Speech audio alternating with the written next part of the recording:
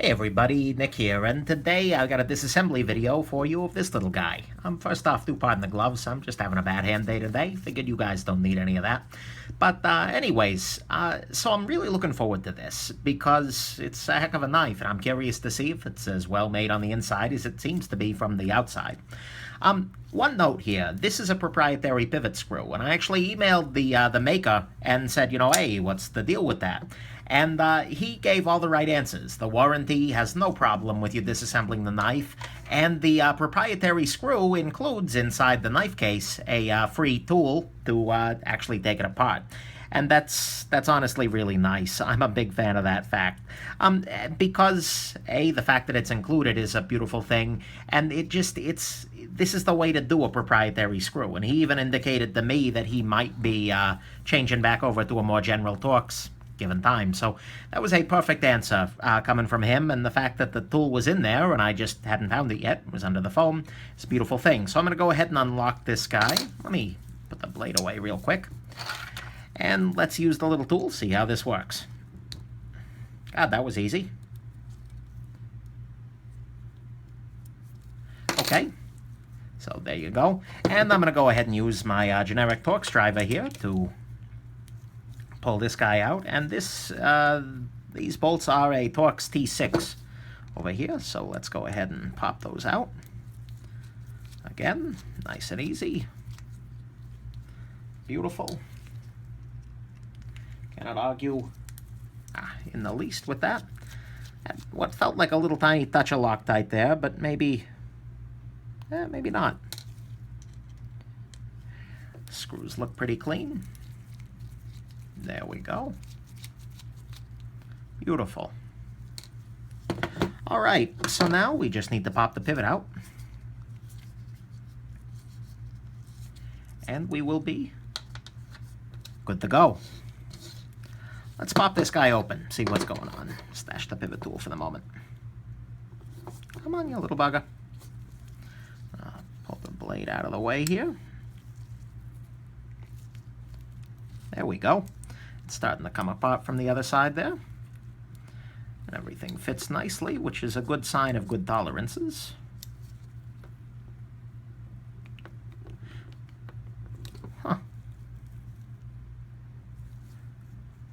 It's taken a little bit of doing to pop this out of there, but I really do suspect this is just a factor of good tolerances, because everything's rotating nicely. Actually, I'm going to use this. This is scaring me slightly here. Wow. This is taking a little more effort than I expected it to, but it does seem to be popping loose. It's just taking time, so I'm going to give it time. There we go. And we're popped. Beautiful. And out came a little bearing race. And we can tell which the way the bearing race went in by looking at the wear pattern on there. So, okay, beautiful. There's that. Oh, that's interesting. Okay, so what I'm immediately noticing here is that most knives with a hidden stop pin have a little hole inside the blade itself that a fixed stop pin goes in. This guy has this stop pin that is actually either milled into or press fit into the blade here, and that is where that goes inside this little race, and so when it hits the end of the race for that's when the blade is stopped. That's a neat little thing. I've not seen that specific thing happen, and I like it. Honestly, it's kind of nifty. I can't really speak to the practical advantages or disadvantages of it because I haven't thought that much about it, but it is kind of cool. And I'm a fan. Let me grab my paper towel here, and we can get ourselves on started. Okay, so the knife is now fully disassembled. And already I'm seeing there's a little bit of grime just from everyday use, particularly on the pivot, and that's to be expected. Let me grab my rubbing alcohol, which I have been liking using. Seems to do the trick pretty straightforwardly. Pour a little bit of booze out onto this. I'll just start with this scale, get it out of the way. Since this is all titanium, I'm not feeling the need to frog lube or anything like that. Everything seems to be good to go there. And actually, I'm going to take a Q-tip here. Give it a little bit of booze. Run it in the stop race. And as always, on a knife with an internal stop pin, whichever direction it looks like, you want to make sure that that groove is kept clean, because if you get too much crud up in there, it'll actually affect your stop pin, the ability for the blade to stop. I'll go ahead and pick up this blade and clear it off. Yeah, that had some quality gunk on there, 100%. Degunking this here. On the whole, though, this is nicely done. Let's go on ahead. Make sure I got that little area cleared out, and then do this other bearing race here. That's clear. Go into the middle, make sure that the pivot area itself is clear. And then I'll go ahead and get the inside of the flipper tab while I'm at it, because that'll collect junk. Interestingly enough, the detent hole is straight on through, so you can see it's the detent hole because there's this little portion here. And there's a polished detent ramp, which is another nice thing. This helps just make the knife a little bit easier to close, because it helps the detent ball to jump onto there. So that's kind of neat as well. So the blade is now clear. I am not going to... It doesn't look like this internal stop pin pops out, so I'm not even going to bother trying. And that's okay. It's clean enough as it is. Beautiful. Let's go ahead and hit the other scale. Then we'll hit the bearings after that. Still got a little booze on here. Beautiful. Hit the lock bar. That looks to be, yeah, that looks to be a ceramic detent ball, if I am not mistaken. Which, again, no argument there. Very nice indeed.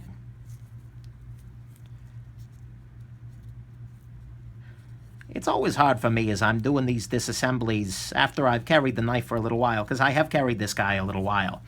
It's hard for me to kind of be 100%. It's hard for me not to give away a little bit of what I'm thinking for the coming review as I'm doing these disassemblies. And I don't want to, give spoilers or whatnot. But, on a knife like this, it's very nice. It's very nice to confirm some of your suspicions of quality and things like that. I'll just go ahead and say it. This knife has impressed the heck out of me. And I've been very happy carrying this little guy around here, to the extent where it's got me legitimately thinking about an Olamic for my life. So, spoiler alert. Tell me in the comments if you actually give a damn if I spoiled the review a little bit in here. Okay, hitting the lock bar real quick. Looks to be, there's a good lock bar insert here, and we can see that it's screwed in. Also an over travel stop in there, which, no complaints. Everything else is titanium. Just one more time, make sure that's not crud. That's clear. Back spacer is clean. No problem. Okay, last thing I gotta clean up are the bearings here. They don't look too bad, but I'll just do my usual bearing cleaning method, where I put a little booze on the cloth here. And then just roll the bearings around a little bit. I'll go ahead and do the other side as well. It's their spheres, so it shouldn't matter, but just in case. And the other bearing here, that one's a little grodier. Little tiny bits of goo that get up in there, but it is something to keep in mind. And then finally, I do want to hit this other washer, or bearing race, I suppose. A little of each. Make sure it's good and clean.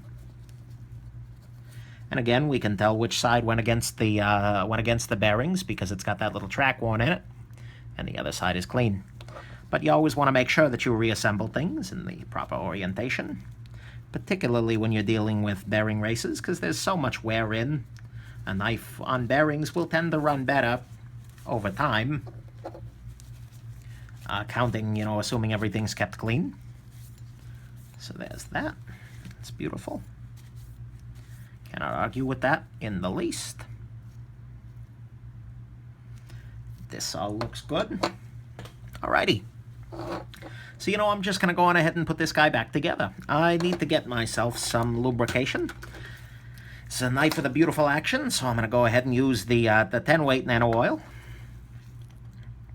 here, and I'm going to lubricate this bearing race over here, as well as I'm going to hit the pivot, which appears to be fixed in there.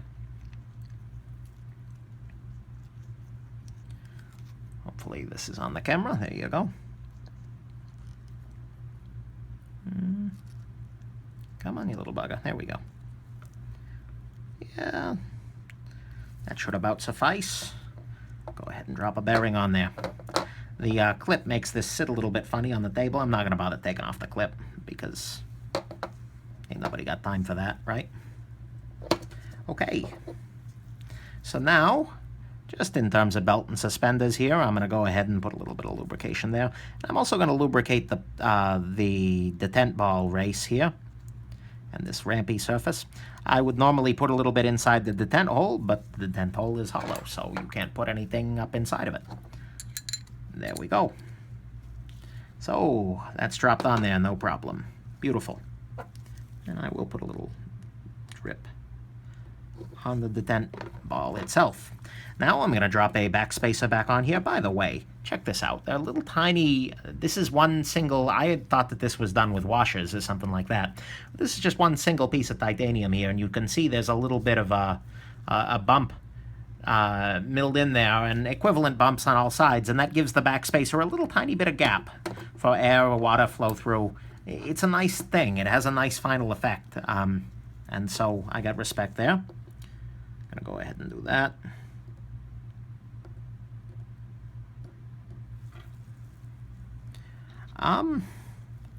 Alrighty. A little bit more there. Beautiful. Oh, put that in the way it came. And now I'm going to go ahead and drop the bearing race sort of affair back onto... Oh, come on, you little bugger.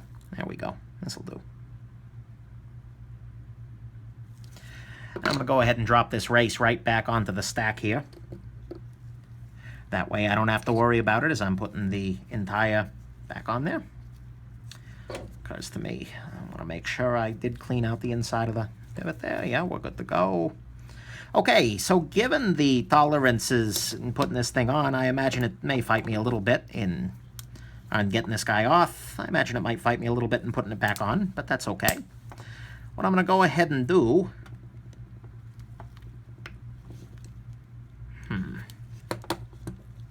What I'm going to go ahead and do first off is actually to put the screw back in here. And there was no sign of Loctite on this knife initially. And given that there's this proprietary screw thing on here that could strip, I'm going to go ahead and not use any Loctite on this guy. Just because there's no sense in it, really.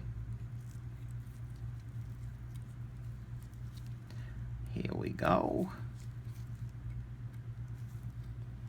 Come on now. So I'm just kind of partially tightening this down, figuring that'll help get everything into alignment. There's still a little bit of play back and forth there. I don't think I'm 100% where I need to be, but at least it's in the right area here. And then just to match on the backside, since it didn't come with any Loctite, I'm not going to give it any Loctite. It's one area in which wearing the gloves is less than helpful.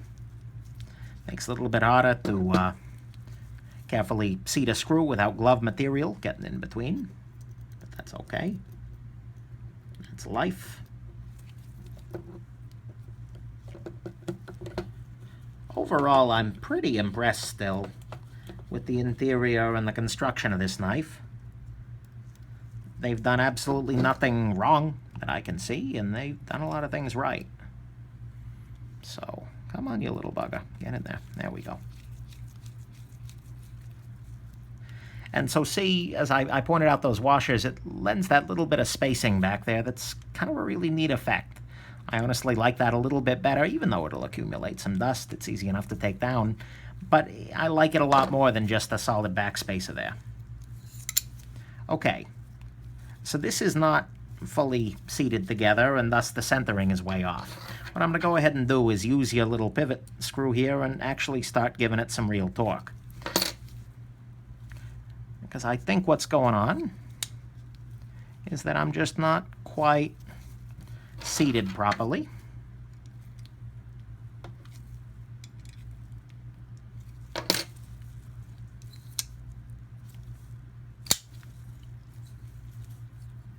There we go. I'm going to loosen this just a little scotch.